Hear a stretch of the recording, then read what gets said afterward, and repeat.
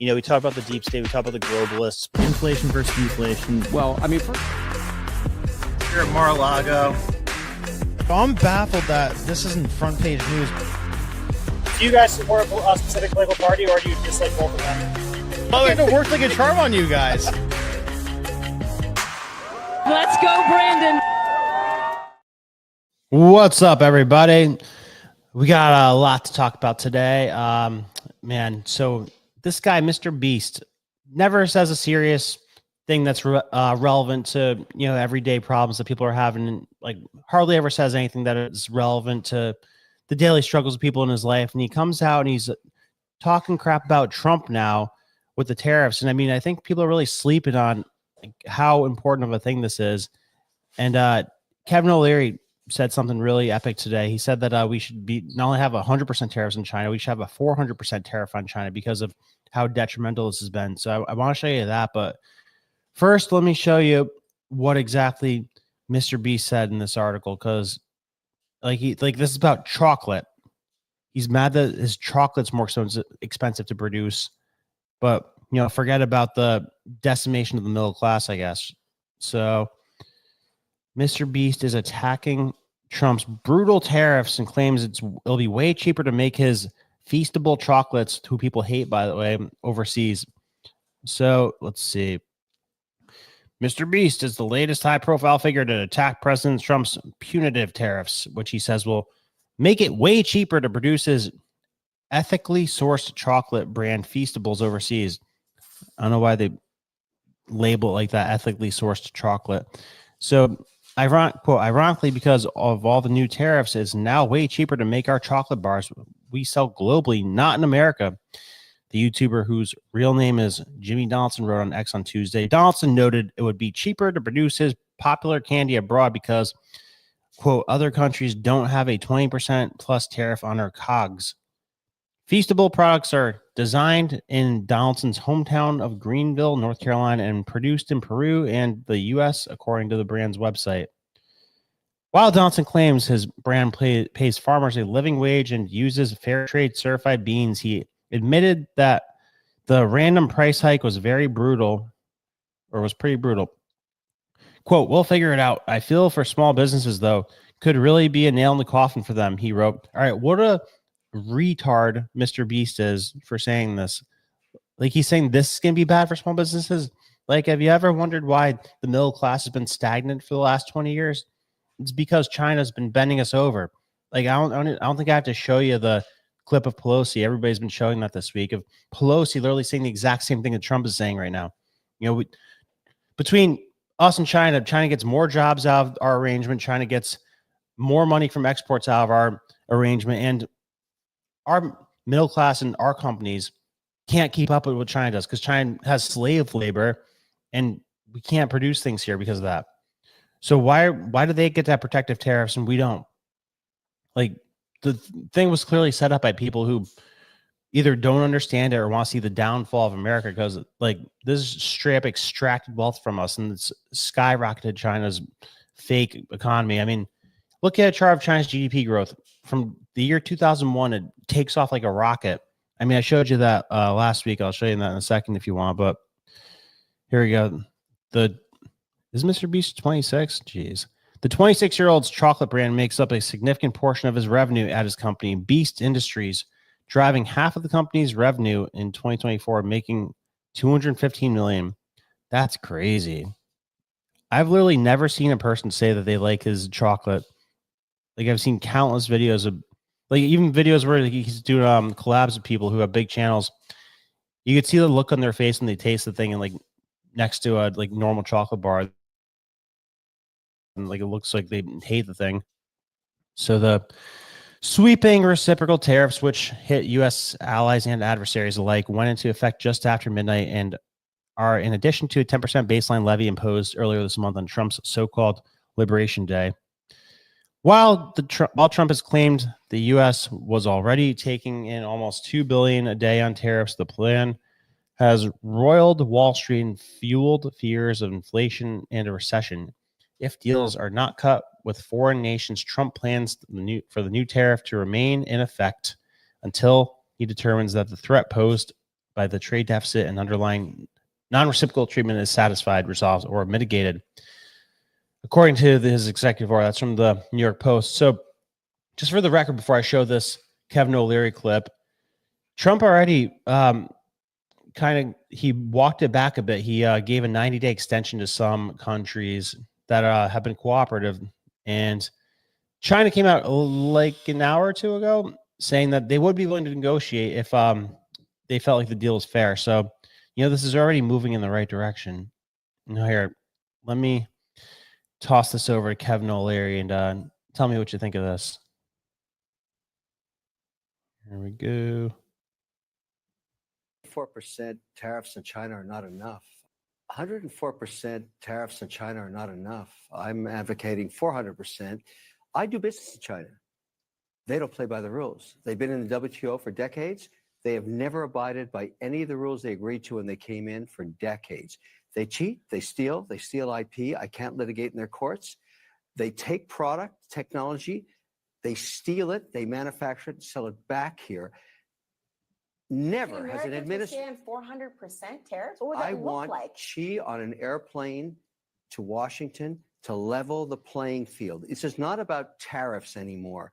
Nobody has taken on China yet, not the Europeans, no administration for decades. As someone who actually does business there, I've had enough. I speak for millions of Americans who have IP that have been stolen by the Chinese. I have nothing against the Chinese people. They brought great literacy, art, and tech to the world. The government cheats and steals, and finally, an administration, you may not like Trump, you may not like his style or his rhetoric, finally, an administration that puts up and says enough. 400% tariffs tomorrow morning.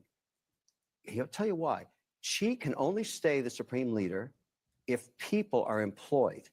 If we wipe out any business there, because we are still 39% of all consumables on earth and 25% of the world's GDP, America is the #1 economy on earth with all the cards. We will not have that forever. It's time to squeeze Chinese heads into the wall now. Well, I'm hold not on talking a about second, tariffs Kevin. on Well, 60 I hear you, but hold on.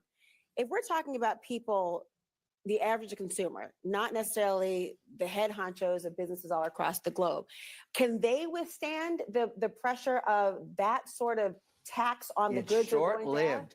There will be. But what's your timeline compared to, you don't know the average American's timeline, what they can actually survive. There's people right now who can't survive 400% tomorrow morning, Xi's on an airplane to Washington to cut a deal. So there you go. There's that. And I'm going to show you this Pelosi clip too, because I bet a lot of you have seen it already, but it's important to show that this is like a very straightforward common sense thing. So it's bizarre that people are acting like it's the craziest thing right now. Like, we're actually in dire circumstances. Right now, we have a $34 billion trade deficit with China, the 1995 figure. It will be over $40 billion for 1996. Since the Tiananmen Square massacre, this figure has increased 1,000%, from $3.5 billion then to about $34 billion now. In terms of tariffs, I think it's interesting to note that the average U.S. MFN tariff on Chinese goods coming into the United States is 2%.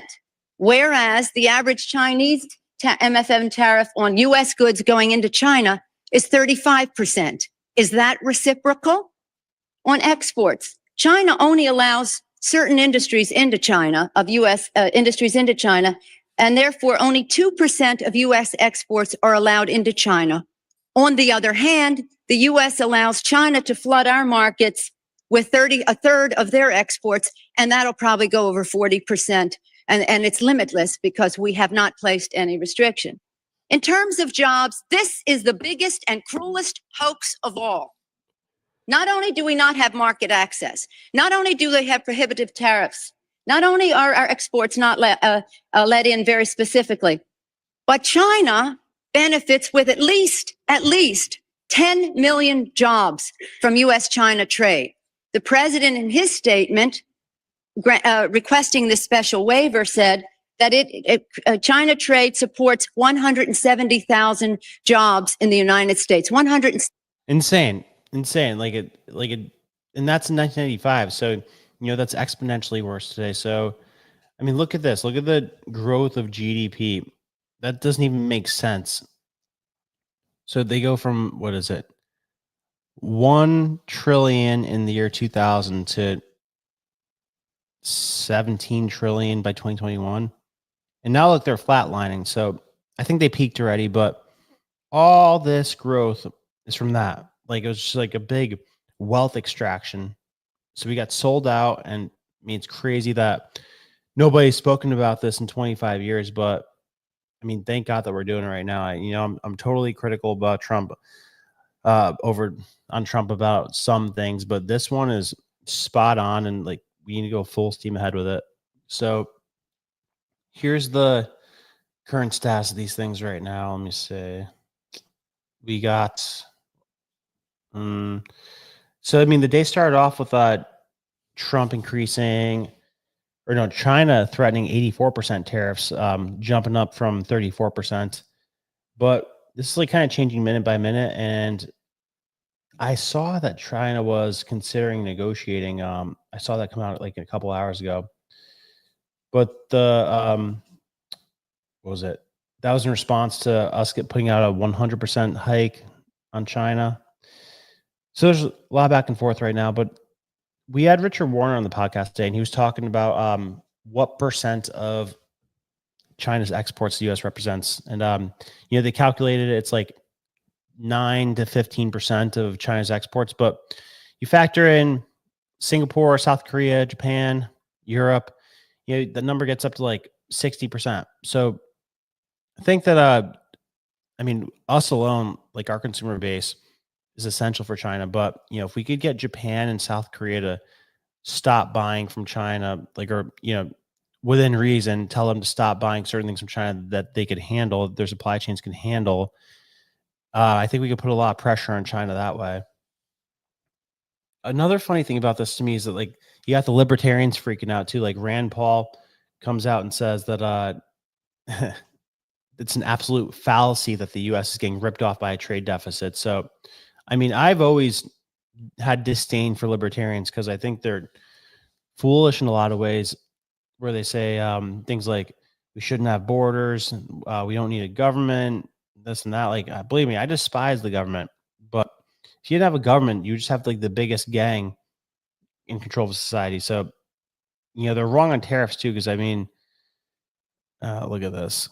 So, absolute fallacy. U.S. is getting ripped off because of trade deficits, says Rand Paul. Senator Rand Paul said Tuesday in CNBC's Squawk Box that it was an absolute fallacy that the U.S. is getting ripped off because they have a trade deficit with another country. Paul said, I mean, the whole debate is so fundamentally backwards and upside down. It's based on a fallacy, and that fallacy is that somehow in a trade, someone must lose.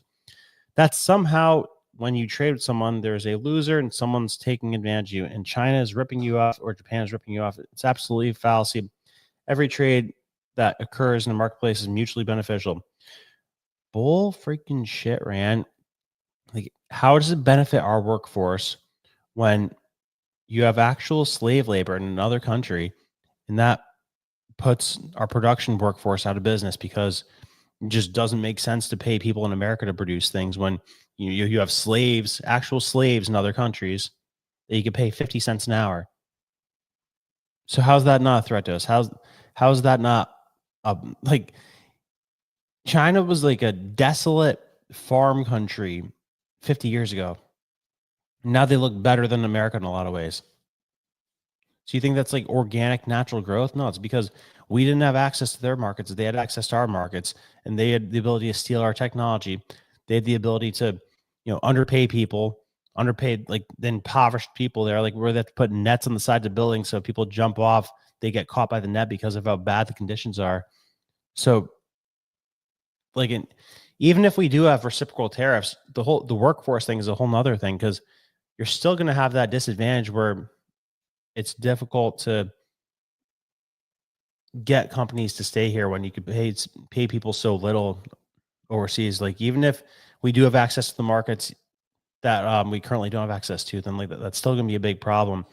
And that's like a real weird argument, or real weird dilemma, because I hate minimum wage. I think it's a bad thing. I don't like unions a whole lot, stuff like that. And then making the argument of like, oh, you have to make sure that people get paid a certain amount here. Not saying that, but I'm saying that we shouldn't have to compete with third world countries that pay slave wages, because that's not good for our workforce. And if you talk socialism and like the erosion of a nation, like eroding the middle class is the fastest way to do that. So Paul goes on to say, if you have a free society and I trade with you, if you want, and by the way, this is from Breitbart, if you want to sell me your coat and I give you $200 for it, we both agree to it and we're both happy with that trade. No American consumer trades with China. They trade with Walmart or they must buy something from China, but they individually buy something they want and they make a decision. The trade is always a win-win. All right, but Ron, why should we give China access to our markets when our companies don't have access to their markets? I haven't heard a good answer for that yet from anybody. Like, I don't know if Ron Paul's aware of this or not, but I don't know if it's just like something that libertarians are fixated on, that they don't like tariffs. But I haven't heard anybody give a good answer for why it's okay for a country to have access to our markets, but it's not okay for us to not have access to their markets. Now, you can artificially do this by accounting between two countries and say, oh, trade deficit, look at this trade deficit, but I have a trade deficit with my grocery store. Paul added, the people who employ me, if I work for Corvette and they employ me, they have a trade deficit with my labor. What? They buy my labor and I never buy their cars. So you can have this artificial counting and it makes it look like a bad thing, but you have to ask yourself, is there a good or bad trade? You know, it's a bad trade, Ron. A bad trade is when all of our important stuff is made in a hostile adversary, like when our essential medication and our technology and weapons to some degree, when it's made in a different country, yeah, that's a bad deal. And when our industrial base gets gutted, and industrial base is the most important thing when you're in a war. Like, why do you think we're 3 years behind in production capacity for weapons for another country? Like last year, I remember seeing all the big defense contractors, like they were way behind in orders. They didn't have the materials or the workforce or the capacity to keep up with demand for this one tiny war. Like, imagine if we were in an actual serious war. They always give out these estimates where if we were in some type of conflict in the South China Sea, that we would be out of ammunition in 2 weeks. I mean, do you think having an industrial base would help with that or no? Because like essentially right now, the only thing that we export is dollars.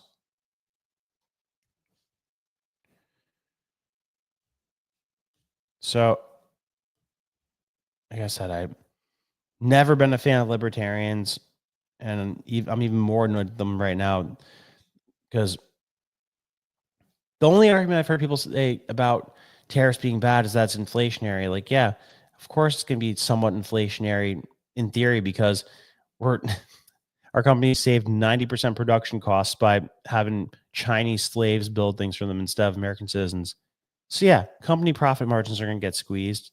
All right. Like at first, it's going to be more expensive here, but we're going to have higher wages on average and we're going to be able to lower taxes because of it.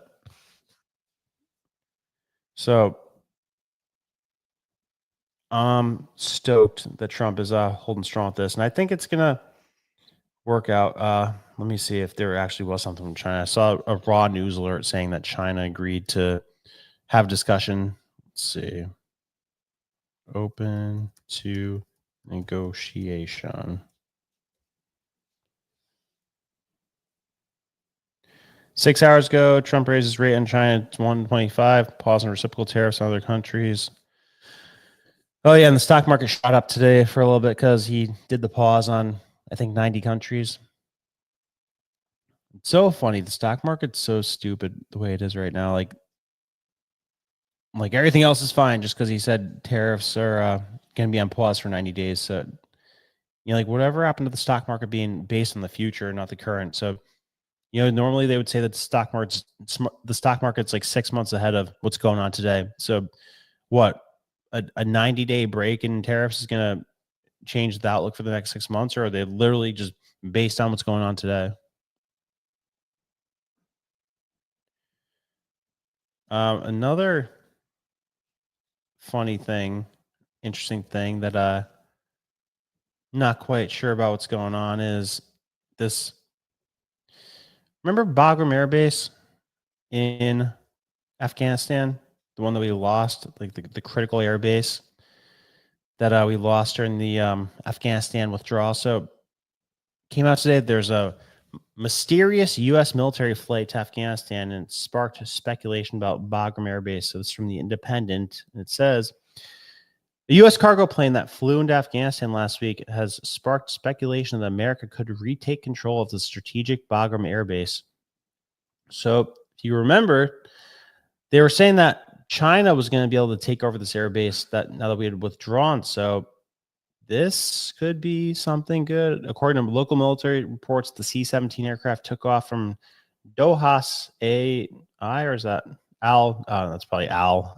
Dohas Al Undid military base, arriving in Afghanistan via Pakistan on Sunday and landed at Bagram. The aircraft was said to be carrying senior U.S. intelligence officers, including CIA Deputy Chief Michael Ellis, and military equipment. Kama Press reported. The outlet claimed that the Taliban had handed over the base, which President Donald Trump expressed interest in reclaiming during his presidential election campaign to the U.S. The claim was swiftly denied by the Taliban's chief spokesperson Zabullah Mujahid, who describes it as propaganda. He said that the Taliban had complete control over the air base. The U.S. Air Force C-17 originating from Al Udad Air Base descended to around 20,000 feet over Tajikistan April 5th, did not land in Bagram Air Base, hovering briefly for about 1 to 2 hours. This is a tweet from Qais al-Madar. Speed more, blah, blah, blah. American takeover of the base was impossible, Mr. Mujahid said, and there is no need for any country's military presence in Afghanistan at present. And the Islamic Emirate will not allow such an action. Zahi Ahmad Takal, a deputy spokesperson at Afghanistan's foreign ministry, issued a denial as well. This news is not correct, he told The Independent. The Pentagon is yet to comment on the reports, but a U.S. defense source told The Independent that there is no U.S. military presence in Afghanistan. Where all this is the flight tracker, I suppose. The Bagram Air Base north of capital Kabul served as the command node for American and allied NATO forces for 2 decades as they waged a war against the Taliban and Al-Qaeda. The base, the size of a small city, was captured by the Taliban soon after the Western troops vacated it, shutting off power and slipping away as they withdrew from the country in the summer of 2021. Bagram has 2 runways and over 100 parking spots for fighter jets known as the revetments because of the blast walls which protect each aircraft. One of the runways, built in 2006, measures 12,000 feet long, and it boasts a passenger lounge, a 50-bed hospital, and hangar-sized tents filled with supplies like furniture. Mr. Trump has repeatedly talked about taking back control of the Bagram base. He claimed last month that Washington planned to return the base because it now allegedly hosted Chinese troops. Boom, there you go. We're going to circle back to that. Quote, I am the one who got our military presence to under 5,000, but we were going to keep Bagram not because of Afghanistan, but because of China, because the air base is exactly 1 hour away from where China makes its nuclear missiles, Mr. Trump said. So we're going to keep Bagram. Bagram was one of the largest bases in the world, complete with one of the biggest and most powerful runways, the U.S. president added, and we gave it up. And you know who is occupying at the moment? China, because Biden gave it up, so we can keep that. At the time, Mr. Mujahid dismissed Trump's comments as emotional and said the U.S. should refrain from making statements based on unsubstantiated information. All right, so let's see these Chinese troops. So I like this. I like that we're taking this on before it turns into something, because I mean, we're in a position where we could either be like the strongest we'll ever be, or that could not be the case. China's the strongest it's ever been, and I think we have an opportunity to really take the air out of the balloon. But you know, the air's been taken out of our balloon for the last 20 years and given to them. So I think this is like our last shot to make sure China doesn't ever overtake us. I mean, I think that they were already going to tip over and fail anyway, but we could really expedite that. I mean, there's a time I remember once when China was threatening Taiwan when Clinton was president, and all Clinton had to do was send a U.S. Aircraft carrier to the South China Sea, and China quieted right down. But then today, they're feeling big and bold enough to basically talk shit when we're making threats against them. So it's ideal to live in a world where there's not a country that feels emboldened enough or powerful enough to talk shit to you when you're making a threat or making a demand. And I don't think Russia fits that anymore. I think Russia knows exactly what their place is. I think that's why they didn't ever launch a nuclear weapon, at least so far with the Ukraine stuff. Because Tucker said a pretty crazy thing today when he was on with Alex Jones. He said that the Pentagon ran an assessment that determined that there was a 50% chance of a nuclear response from Russia if we did something that we ended up doing. And they liked those odds. They liked the odds of 50-50 if Russia would hit us with a nuclear weapon. So, one, that's insane that that's what we were dealing with. And I really would like to understand how those people think.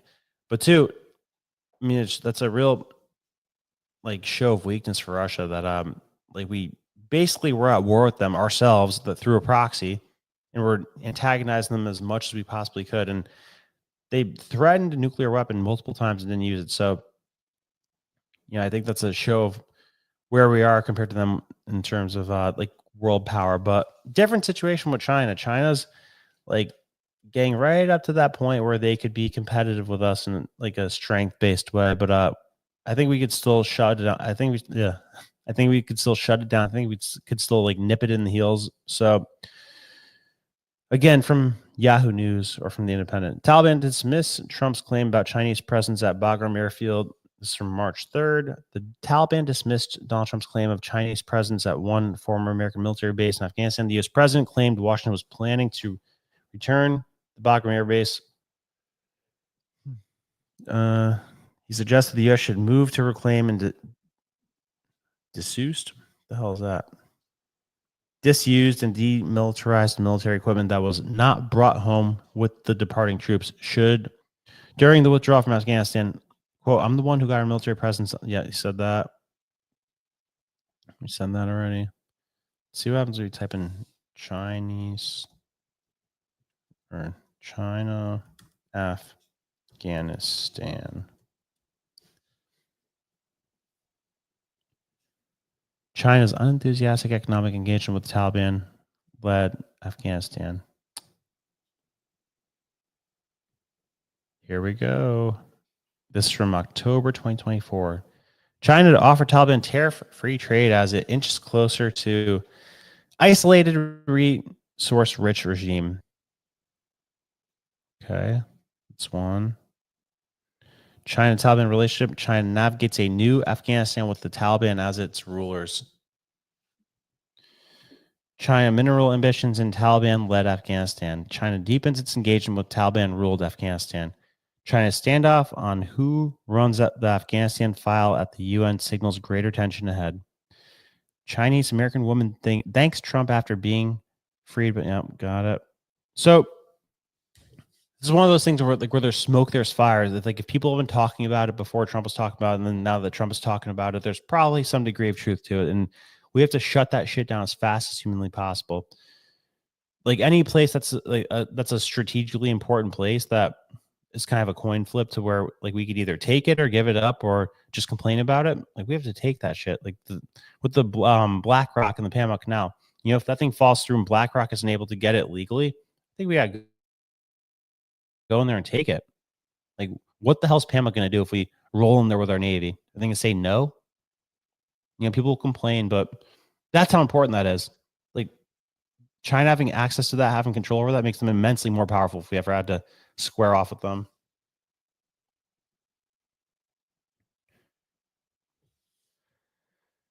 So that said, I don't know how this is okay.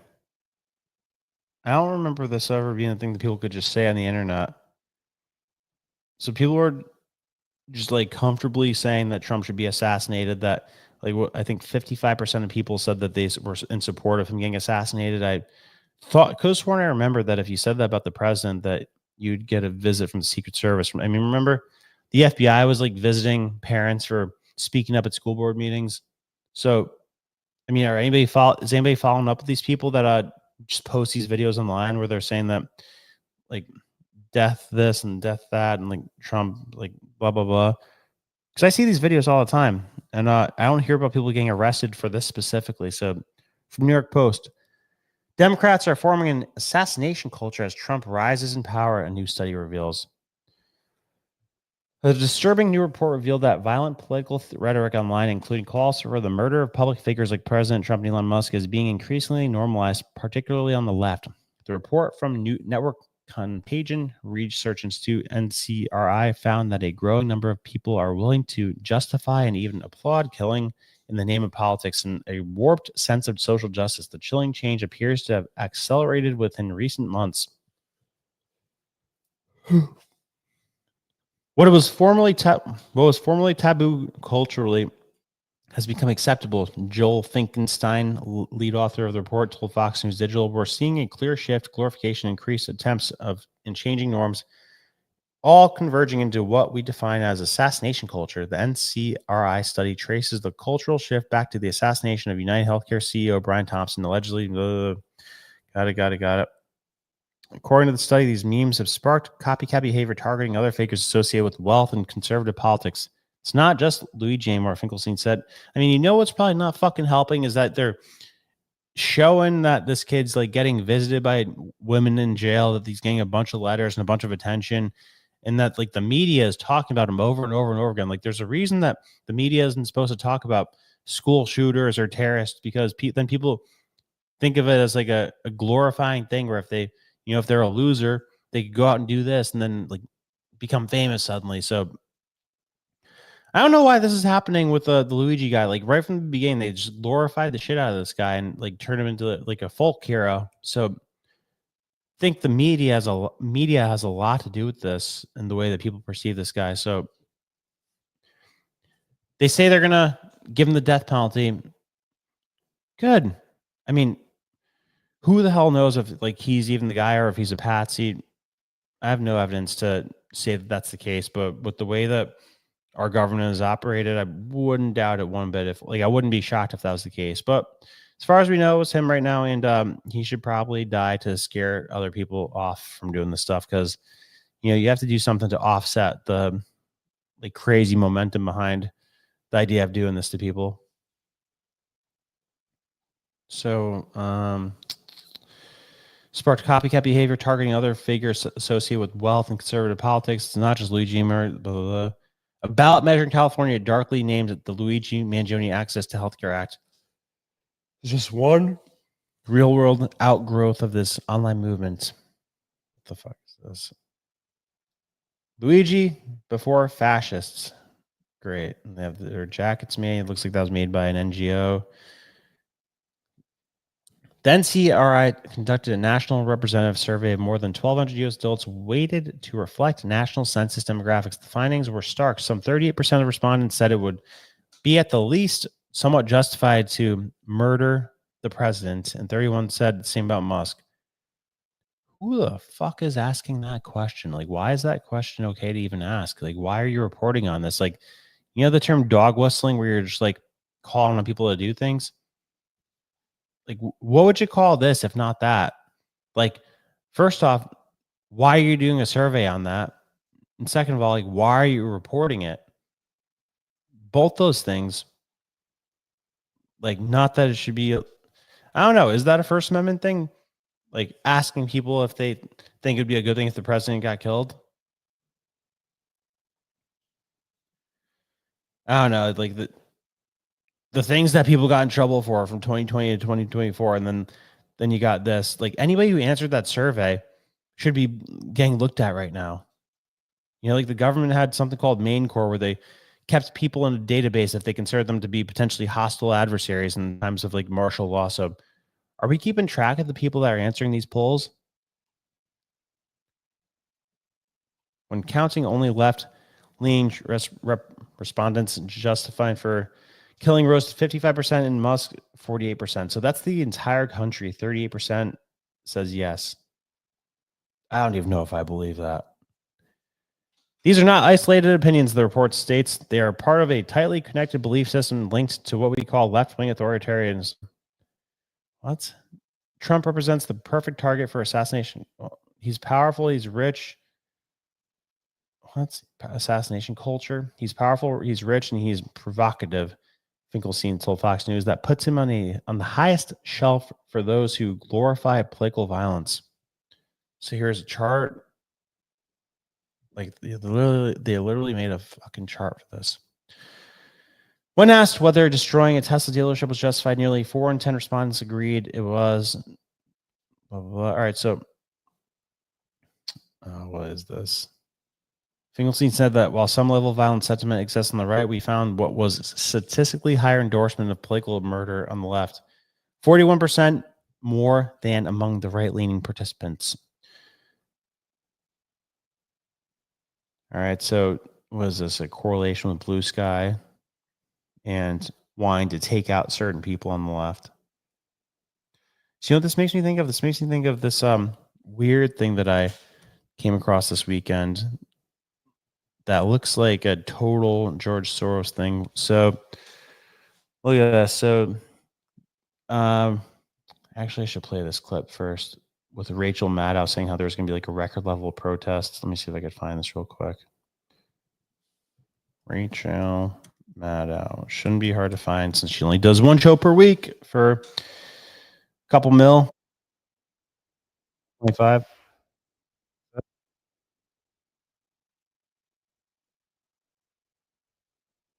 Nope, it's not it. Oh, it's a picture. Come on. Come on.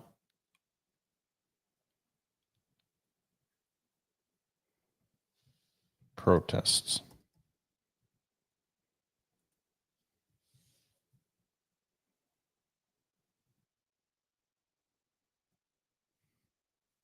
So this is from last weekend.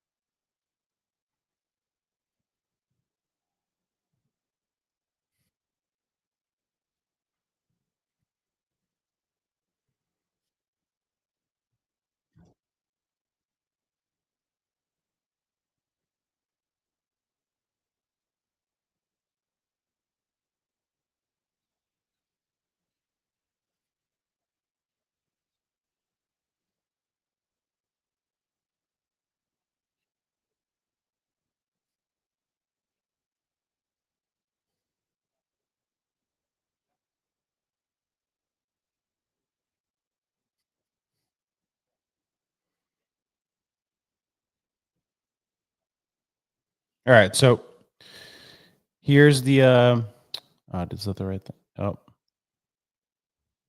my bad. I don't think I had the right thing playing. All right, so here's that video of what Rachel Maddow was saying. So I don't think that was on the right screen. Like it, right? That said, may I suggest that you go to bed kind of early, hydrate, eat your Wheaties in the morning, maybe put off the Friday night cocktail to make it a Saturday night cocktail this week, if at all. I'm only saying that because tomorrow is going to be very busy. Saturday is going to be very busy. I said at the top of the show, there are more than 1,200 protests planned for tomorrow in all 50 states. I stand corrected. It is more than 1,300 protests planned in all 50 states. It's expected to be the largest single day of protest since Donald Trump took office. All right, so there you go. Off the top of your head, organic or not organic? Because my instinct is always that there's never a single organic revolution. There's never a single organic terrorist attack. There's not a single organic protest for the most part, especially when you see stuff like this where it's like highly coordinated looking. And like, so this thing comes out in January, this thing called 50-51, 50 protests, 50 states, one move, and join us in the fight to uphold the Constitution and end executive overreach. Okay, so this thing is really put together in a really organized way. It's got partners already, and it's got a whole Reddit page. It started in January 2025, and it already has if I'm on the right one.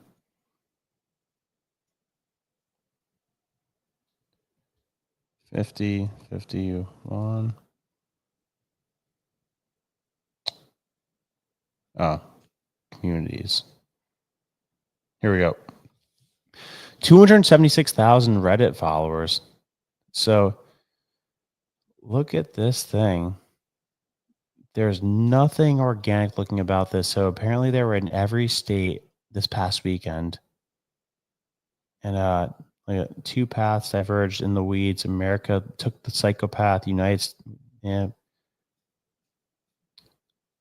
I saw one earlier that it said, what was it?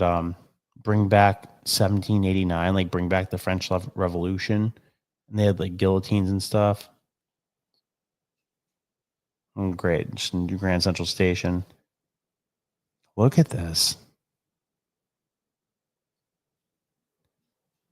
So they're saying this thing was grassroots that came out of nowhere, that was all done through crowdfunding. But big time believe that there's like organized money behind this, because what's this? What is this? In the world that unity and coordination are not just possible, they are inevitable. For weeks you have planned. Today, on April 5th, 2025, you have made your stance clear. You will not remain silent while your government crushes your freedom. You will no longer accept the corruption and decay that have taken hold of your nation. Let it be known, members of Anonymous stood beside you today. We witnessed your resolve firsthand, and you must understand this. You have more power than they want you to believe. Real quick, what do you think ever happened to Anonymous? That's an interesting thing to talk about, because was it like the CIA? Was it a group of ideological people? Because I mean, a lot of people did things and said that they were part of Anonymous, but didn't Anonymous like do a bunch of super sophisticated hacks that like nobody should be able to do? Like they got into like to banks and stuff. I don't know. That was a weird thing that kind of like got national attention and then like went away overnight. But today is not enough. A single protest will not change anything unless the momentum is kept alive. You frequently ask us, Soros money. What can we do? We have an answer. Your economy is teetering on the brink of collapse, and the cause is clear. The reckless actions of those in power, including the tariffs imposed by Donald Trump, is crippling industries, skyrocketing costs, and destroying our international relationships. The government may try to tighten its grip, but in its instability lies opportunity. Now is the time to act, to rise, and to take back what has been stolen from you. You must organize. What is that? Protests. Be consistent. Be relentless. Here is what we suggest. Protest for a week, 2 weeks, whatever you can manage. In that time, disrupt business as usual. See? Preparation. Stock up on essentials. Prepare in advance so that you are not dependent on the system during the protest. Then, stop spending money. Your absence from the consumer cycle will be felt. Every dollar not spent is a message. They will hear it. If you need to buy items, refuse to purchase from large corporations. Let your money speak. Good. Do not feed the corporations that profit off of your labor and suffering, and who have remained silent. Okay. Always work for as long as you can, whatever you can manage. Refuse to participate in the machine that sustains the system.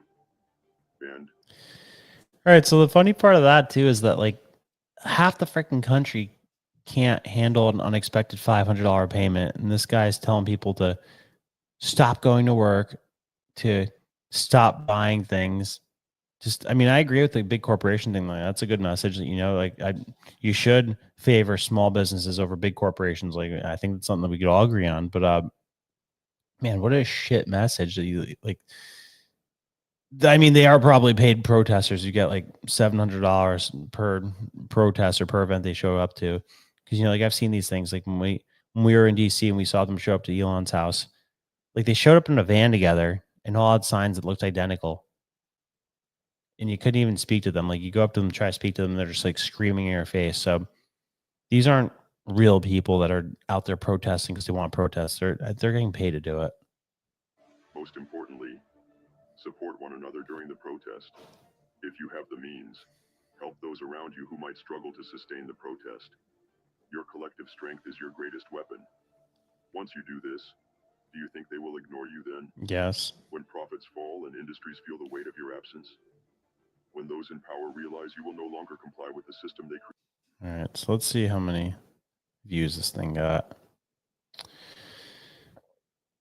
13,000 upvotes. What's the most popular thing on here? This picture.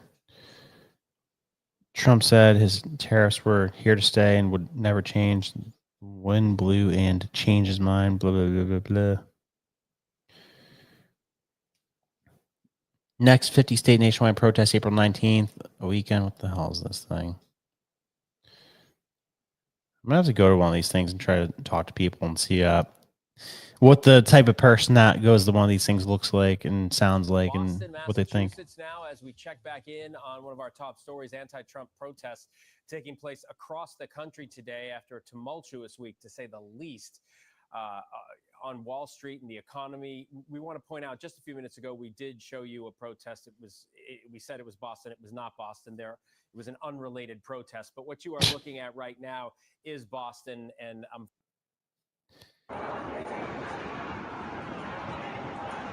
That's not that much. All right, so you get the point. This weird thing is happening, and oh wow, this is 13 hours ago. Protesters shut down New York's Grand Central Station, demanding an end to Gaza genocide. I don't think New York's going to be a place that looks too fondly onto that.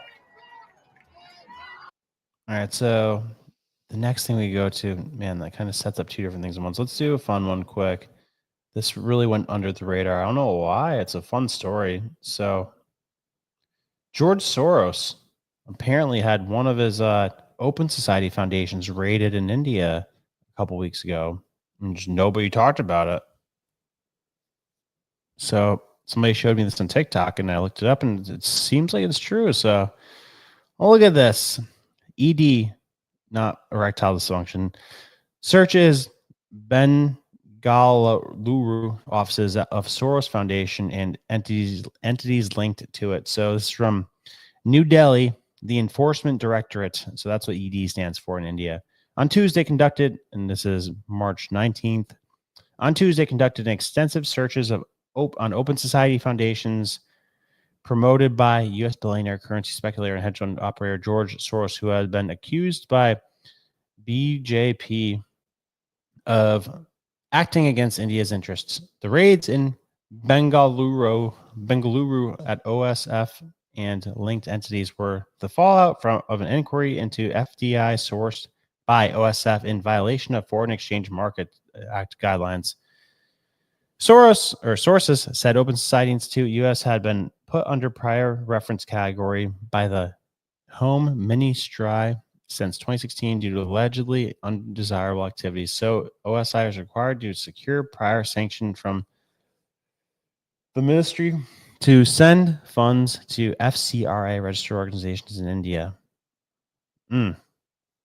What the hell? Is this the same story? Coincides with heat Soros facing back home. What heat?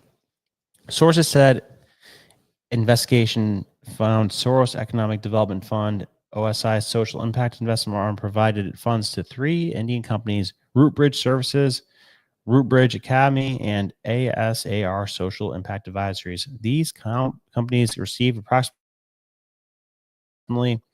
R crore for SEDF between 2020 and 2021. SEDF funds to RSPL were through compulsory convertible preference shares, blah, blah, blah, blah. All right, so like, what's he actually facing? All right, so I mean, you know, I think with India is like go whichever direction the wind is blown type of place, because they started being a little hostile towards us under Biden, like leaning more towards the BRICS stuff. But if they're given the green light for their FBI to go after Soros foundations, basically, then maybe India's coming back around, because I remember they were doing mostly what we wanted them to do during Trump's last presidency, but then started to kind of do the opposite of that during Biden. So I think that they're totally willing to do what we want them to do if they feel like that is in their best interest. So I don't know where this is going to lead. I don't even know what they're talking about with other Soros backlash. Let's see. George Soros news.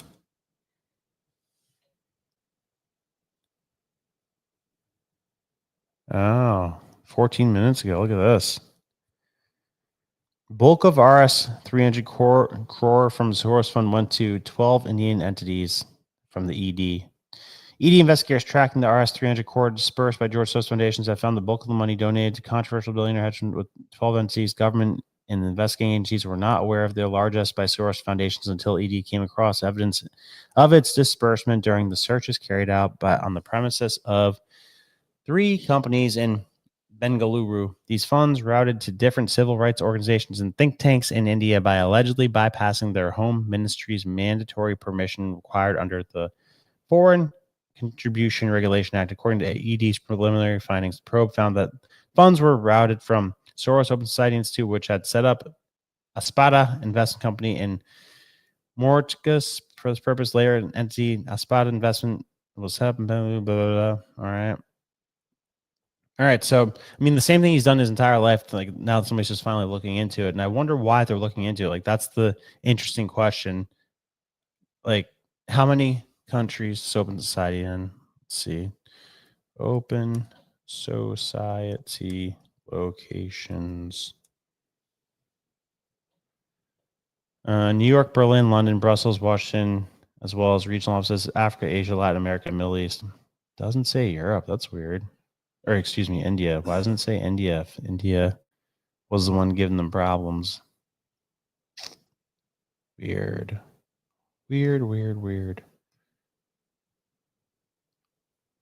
So I don't know what that's all about just yet, but like I said, the interesting thing is that like it's nothing new that Soros is doing right now or what he's gotten called for. Nothing new. It's stuff that people have known about for decades. But why India and why now? So don't know. Can only speculate, but let me know what you think, and we'll keep an eye on that one, because before 14 minutes ago, this is like a 3-week-old story where nothing's coming out about it.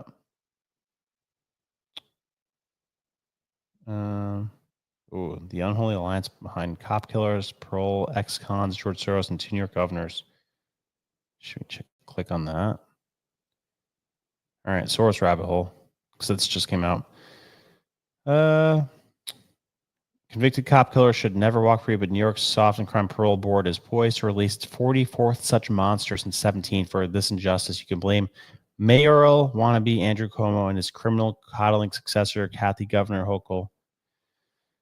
Also to blame is a network of George Soros-funded crime advocacy groups called the Decarceration Industry Complex, putting constant pressure on Albany lawmakers. One of these groups releasing aging people in prison is run by a man who himself out of prison after parole, being convicted of an attempted murder of a New York Police Department sergeant.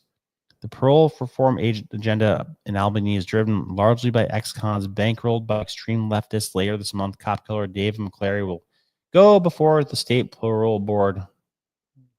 Blah, blah, blah. So, you know who had a really interesting take on this is Ken Paxton from Texas. He was saying how in Texas, the way that things are structured, that there's really nobody that answers to the attorney general.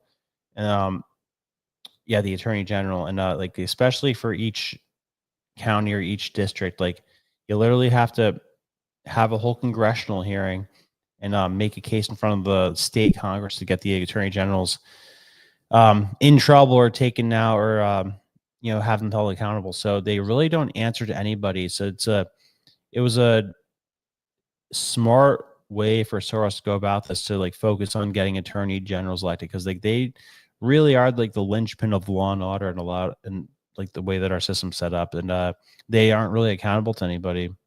So if you have a bad attorney general, bad governor, then you know you could basically do anything in that state if it's Soros-backed. Let's see.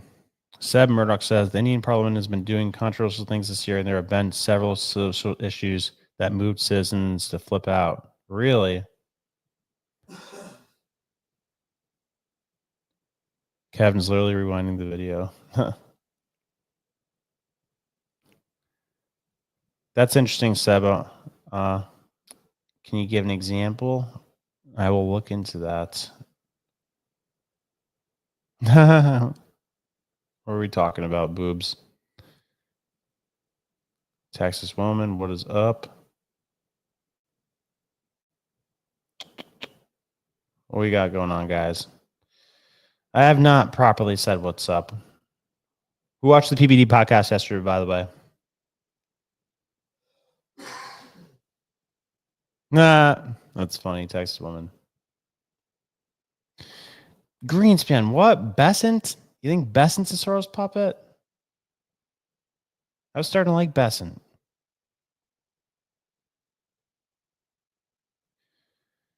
Knows Trump admin was gung-ho Modi, but now it doesn't seem too happy with. Wonder what happened. Can't confirm. No sense in showing them here.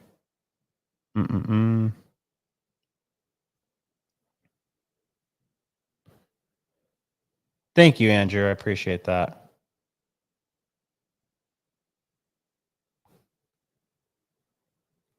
Oh, no, I was just asking because I was on it, Texas woman.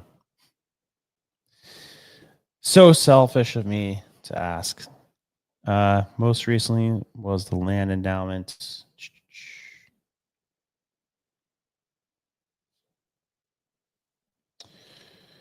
All right, we'll see what happens with that. Let's do... Oh, man, there's a lot of them here. Let's see. There's a whole lot of Iran stuff. There's a Supreme Court halts order requiring Trump administration to reinstate federal workers. I mean, it's pretty clear cut. Oh, here, there's two important ones here. So actually 3 important ones. Shit, let's zoom through these quick. All right, so Microsoft is being a little flaky and backing out of a promise they made to build data centers in Ohio, so that's not good. So what happened, Microsoft? So Microsoft not moving forward with the $1 billion Licking County data center plans right now. So the company announced, this from ABC News, the company announced on Monday that it would not move forward with the plans. The company had planned to construct 3 data centers campuses in New Albany, Heath, and Herban. Still said it would honor commitments to fund roadway and utility upgrades and collaborate with local organizations on digital skills developments and restoration efforts. So Kate Seifert said, inbox message from Microsoft after they announced stepping away from a $1 billion data center project in Licking County. After careful consideration, we will not be moving forward at this time with our plans to build data centers in the Licking County sites. We will continue to evaluate these sites in line with our investment strategy. We sincerely appreciate the leadership and partnership of Ohio government officials and the support of Licking County residents. We are taking the appropriate steps to ensure the land at 2 of our sites can be used for farming and are following through with our development agreements to fund roadway and utility upgrades. So what does that mean? We are taking the appropriate steps to ensure that the land at 2 of our sites can be used for farming and are following through with our development agreements to fund. So why do they want to make sure it could be used for farming? That's weird. We sincerely appreciate the leadership and partnership of Ohio government officials and the support of Licking County residents. A Microsoft spokesperson said, blah, blah, blah, blah, blah. All right. So, I mean, how about this? How about make use of the Epstein list and use some, what's a good way to say it without getting in trouble? give Bill Gates some proper motivation to maybe want to do whatever the hell Trump wants him to do. Since it seems like the motivation is there to be found pretty easily, if you see how Bill Gates acts when the topic's brought up. So just find a way to motivate Bill Gates. I don't think that'd be too hard. And what we're talking about a $1 billion investment when Microsoft's what, like a $3 trillion company? Like, you're telling me you're gonna nickel and dime us on this one? Like, how was freaking decimated beyond belief when the steel production factories went overseas? You know what Ohio looks like right now? Ohio shuts down factories. Like, this place was freaking decimated. Where is it? There's a thing called Black Monday. Ohio Black Monday. Here we go. The Youngstown Steel and Tube Company. So this is like essentially what Youngstown, Ohio looks like right now, because it was a big steel producing town, and that was really like the lifeblood of the community. Like, everybody, it was one of those places where everybody worked here, everybody had a factory job, et cetera, et cetera. And there's just countless stories of places like this that were obliterated, where like tens of thousands of jobs were lost. And I mean, so that's why we're trying to motivate these companies to invest in these areas and build their factories here, and create situations where you could have like big employment centers. So I don't know why Microsoft is deciding to be difficult here. Microsoft's market cap, I think it's like 3 trillion. Yep, boom, right on the money. 2.9 trillion, and you're gonna give us shit about 1 billion Microsoft? What are we talking about here? So Trump, Bondi, Cash Patel, I think you could find a way or two to motivate Bill Gates. So if this is important to you, if this is an important investment, maybe have that conversation with Bill Gates. That's what I would do. But we'll see. We'll see. Another thing, a lot of scary stories here. I don't think we have to talk about Iran yet. I mean, there's a whole lot of back and forth going on with what was it? Trump makes chilling preparations for war, possible war with Iran. Trump announced direct talks with Iran on Monday, saying we're having a direct talk with them, and they've started during an Oval Office meeting. Oof. Deployed 6 nuclear-capable B-2 bombers to the Diego Garcia base. Yikes. That's not good. That's not good. All right, let's take a look at this.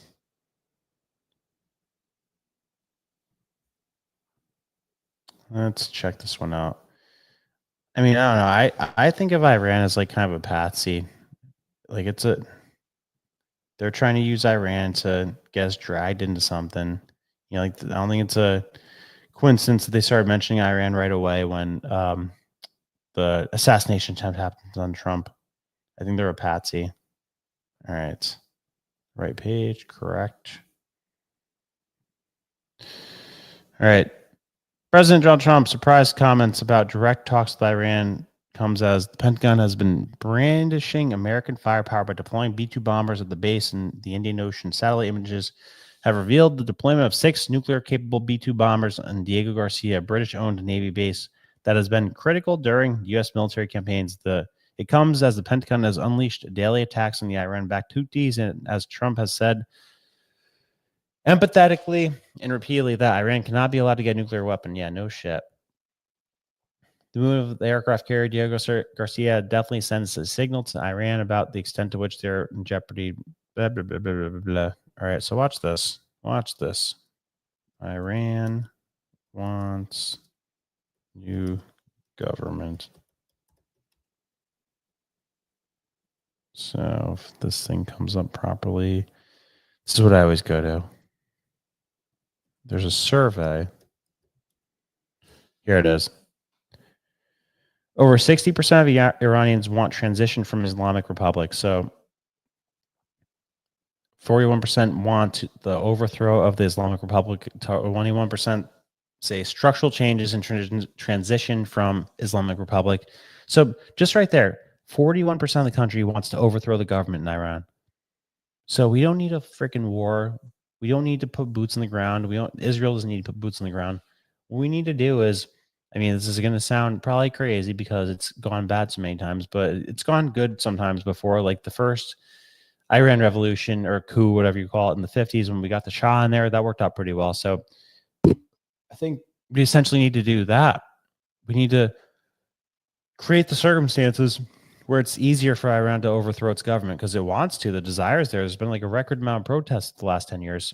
You know, people are so fed up with it. They don't want Sharia law. They don't want to feel like they can't say anything. They don't want to be detached and cut off from the rest of the world. So I think if the desire's there, we have the resources. So find a way to smuggle over some like guns and resources and MREs and what all the stuff you would need for a revolution. Like, you know, we made the Bolshevik Revolution happen. That's a pretty open fact that the Bolshevik, the Russian Revolution wasn't organic. We made that happen. We funded it. Wall Street funded it. So let's fund an Iranian revolution. Who the hell knows what's going to happen after it happens, but the people want it. The regime right now is hostile towards us, and we don't even know if they have a nuclear weapon. Like, we just paid them money for almost a decade because they promised us they weren't going to build one, but we never got to inspect the site. So we have no idea what's over there. I mean, hopefully the CIA does. Like, hopefully that's one useful thing that it does. But yeah, that's what I would do if I was Trump. I would enable the population of Iran to overthrow the government. And if he doesn't do that, if he tries to like use military force to do whatever with Iran, then there's some uncomfortable questions that must be asked. And I don't know why. Like, this is a shitty thing to say. That the U.S. is working on a bomb. That's it's from the Sun. U.S. starts working new nuclear program 7 months ahead of schedule, and it's 24 times more powerful than Hiroshima nuke. So I don't know why we're doing that with all this talk about denuclearizing and how much Trump hates nuclear weapons. I don't know why we're like, we have enough nukes to blow up the whole world like multiple times. Why do we need a new nuke that's even more powerful? It's probably a shit ton of money. Doesn't sound like a good ROI.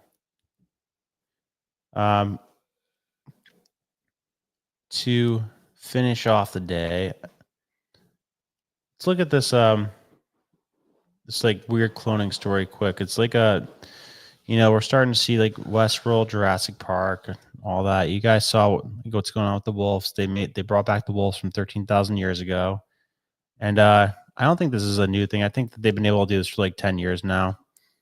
And they probably have like a whole underground military base that like might be where some of the missing 36 trillion went. Like, with this type of stuff, with people that like are mutated, that have superpowers, that I mean, but the interesting thing is like, why are they showing this to us now? Like, what are they prepping us and programming us for?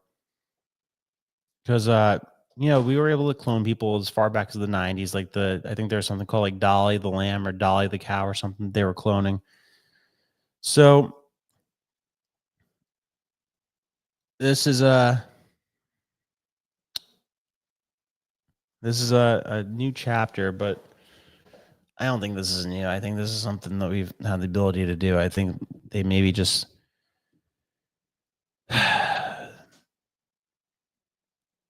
I don't know. Like, it came out that the CIA is behind some of the funding for this, like an In-Q-Tel type of thing. I don't know. Like, that's always where my mind goes with these is why now? Why are they showing us now? Because it was a very, very, very big media blast. And Alex Jones has talked a lot about how they have spider goats in these underground labs, and they use the webs that they make for like bulletproof armor, and it's like stronger than anything that we've ever seen on like the public market. So this isn't shocking. they have all kinds of crazy creatures in these underground bases, like very scary stuff. But yeah, I don't think it's not shocking. It's something that I expected was going on, but that's the question I'm interested in. Why now? Why tell us now? Why do the media blast now? What are you prepping us for? So let's read some comments and call it a night. Who we got? They had to put Dolly down due to her overly massive boobs. You are funny. Yeah, 99. There we go. Everybody knows. You guys know what I'm talking about. Piece of heart makes Brandon look like Nikola Tesla. Who's piece of heart? I don't get it. We should see another drop again once they make some random fake announcement and people lose their mind by following the noise instead of looking for signal. Good call. Good call. Yeah, CRISPR. That's right. CRISPR had something to do with this. Dire Wolfman, techno soldiers.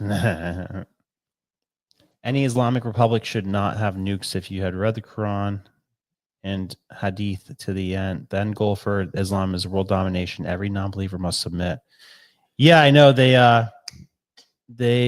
seem to be like against the existence of Christians. So if that's true, then yeah, like we should maybe feel the same way. But I don't know if that's how they actually feel. But I've also heard that as well. But I've not read the Quran, so let me not make a broad, sweeping statement. Piece of heart says Brand makes Sam look smart. Is that right?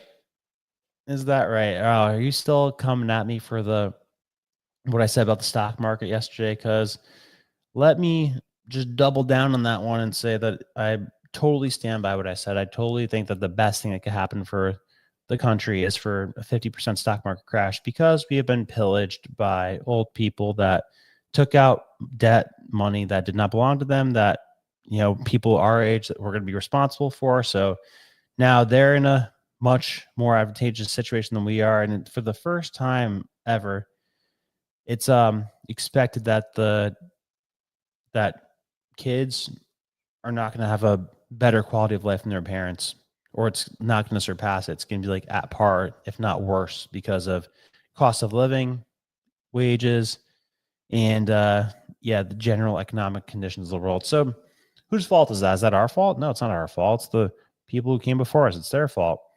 And people try to talk shit, say like, oh, it's a victim mindset. Like no, it's just a freaking fact. Like that's like saying that Trump complaining about tariffs ripping us off is a victim mindset. It's just stating the obvious and stating data. Like boomers pillaged people that weren't even born yet. Like what else would you call going into debt? 36 trillion. Like you benefited yourself at the expense of people who were not here yet. And now people who are here have a much steeper hill to climb than you guys did.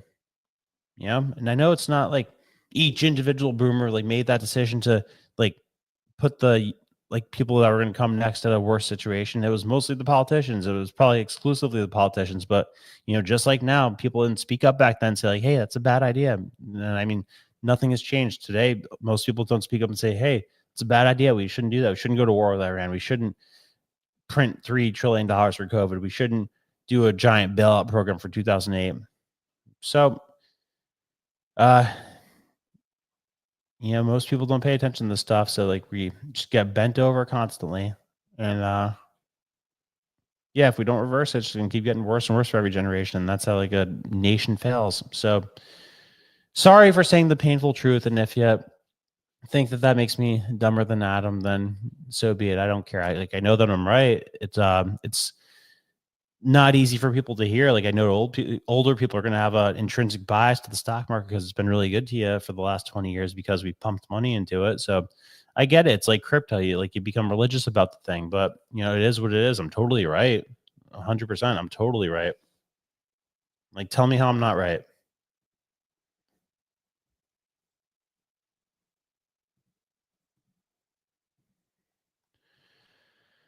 The money was printed, but the houses and resources being available weren't there to offset the inflation. And now we are going to pay for it. Watch the markets and keep cash or dips. And plus 8% is sell point. Yeah, I mostly agree with that. You are not right. Why am I not right? Steve says, Adam did have solid advice in the market. You got to be in it to win it. I'm too broke to be in it. Yeah, but here's the thing, Steve. So, like, here, let me, like, I get, like, he does have some points, but, like, here's the way I'm viewing the thing. And, like, maybe I'm wrong. Like, I've been wrong before about things with this stuff. I mean, small sample size, but, like, let me show you explicitly how I'm looking at this thing.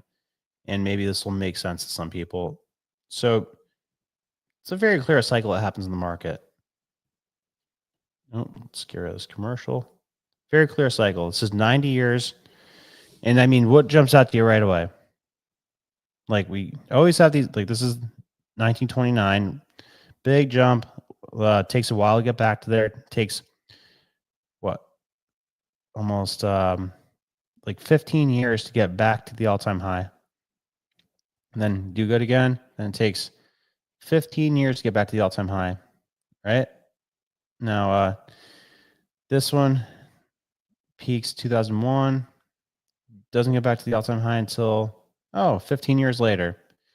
So I just think maybe it's possible, since that's happened each time, like the last 4 bull cycles, that we might be at an all-time high right now. And we might not get back to an all-time high in like another 15 years. So I just feel stupid throwing money at this right now, because I think that we're on an all-time high. I mean, maybe not. Maybe it'll go to 7,000. Who knows? But regardless of what it goes to, like, unless you're doing like a match program or something at work where they're like, it's like tax deductible and you get matched with it, or like you're putting in something as a dividend. I feel stupid buying the S&P at what I feel like is around its all-time high, when it like might not reach back to its all-time high for a good amount of time. But maybe that's dumb.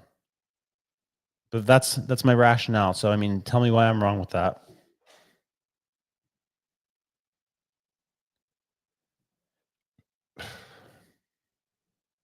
Warren Buffett says, you didn't lose anything if you didn't sell. That's why Adam talks in long term. Yeah, but like, you could acquire more of it if you're buying it when it's cheap. But yeah, sure, it could never go down. I mean, yeah, there's like hyperinflation. Yeah, I know that is true. I mean, shit, guys, like I said, I'm gonna start throwing a couple $100 per month in the S&P. Like, fine, whatever. Like, I'll do it. I still think it's gonna go down for a good amount of time, because like the markets aren't logical right now. But I'll throw a couple $100 at the S&P every month just to be in it. Fine. Nobody gives a fuck about MrBeast except for the, what is it, like 300 million people that subscribe to him because he might be the Antichrist. I mean, yeah, that's what I'm saying, Texas woman. Like, there's nothing attractive about where this market's at to me. Like, there's nothing. Like, does this scream to you like has a lot more to go? Doesn't scream to me that has a lot more to go. It screams to me like, oh, we're so far overdue for a pullback. I don't know, but who knows though? We did pump $6 trillion into the market. So yeah, I'll start throwing a couple $100 in the S&P here and there. But I think there's a bias, like this when I'm started investing. It's pretty, like, I would love the market too if I started investing right here. Like, I didn't really graduate college until right around here. So, I mean, I guess if anything, that's like what I should have said differently. I should have said, like, I've been waiting to buy the dip for 8 years, because this is when I really started looking at the market. And yeah, COVID was a dip, but then we started just pumping $6 trillion into it. And they started like talking the market back up, saying they're going to cut rates. But it's weird. It's a weird one. Like, I get the argument. I get that the market could be irrational for a long time. So Yeah, we'll see. I'm gonna start working my way into it instead of just day trading. Let's see what else we got.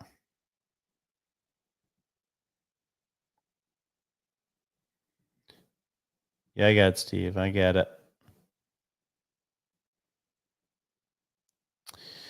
I will not toss money to what I abhor, then cry about the very best I fed. All right. I agree, Alan. I agree. If I invest in anything, it will be highly chosen and specific to my ideals. It's a good way to do it. What is it? Big guess. Pull up Tesla for the year. Yeah, Tesla's looking rough.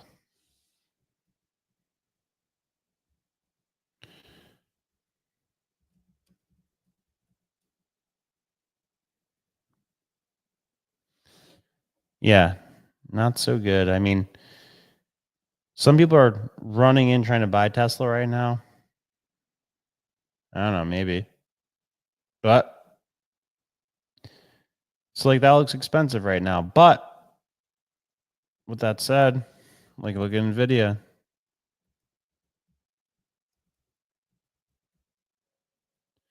Like I remember when this looked expensive to me. So that's where you like for all I know, like this could be like where we are with the S&P and they could do this. So like I guess that is a reason to get in just in case. So you know, I'll start getting the SPY. What is it? SPY index.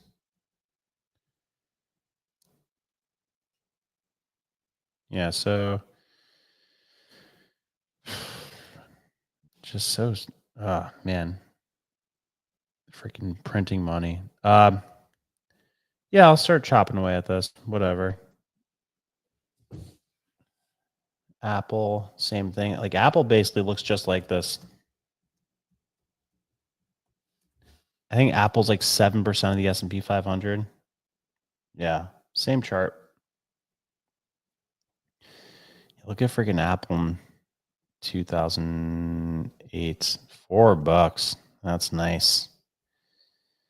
Man. It would have been cool to be 24 in 2008. Like all the people complain about, like, oh man, unemployment, it was so bad. No, you had a pretty sweet entry point. But it's whatever.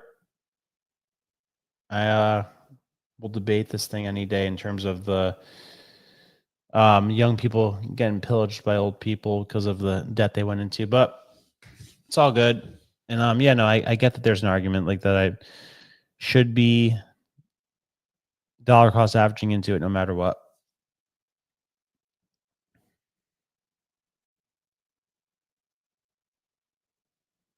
Graduate college, no way, student debt, no job, no money. Yeah, I feel you, Brian. I feel you. Then going into Q1 of 2026, it will come back above 300. Well. You're saying if it goes down, it'll come back above it. Yeah, no, I'm sure. I'm sure like there is like probably a big chapter of growth like in the future. Like when we really get cooking with AI and robotics, it's probably gonna be an explosive time. Well, guys, it's been fun. I'm gonna jump off now and hit the gym. So let's see how I think I'm gonna do another one on Friday. I think Monday, Wednesday, Friday is the proper mix. So let me know what you think both about this and about PBD podcast. And hey, if you want to join the book club, go on over to Minnect. It's in the description and click on the Forbidden Book Society and join us for our weekly calls and nightly breakdowns of the chapters of One Nation Under Blackmail. We're about to be done with volume 2, and it's getting wild. You learn a whole lot about the Clintons, the U.S. government, and the dirty, dirty stuff that they have done to put us in bad positions and do things that are against our best interests. So, as always, guys, much love. Thank you for watching, and I'll see you Friday. You know, we talk about the deep state, we talk about the globalists. Inflation versus deflation. Well, I mean, Here at Mar-a-Lago. I'm baffled that this isn't front page news. Do you guys support a specific political party, or do you dislike both of them? Oh, it worked like a charm on you guys. Let's go, Brandon.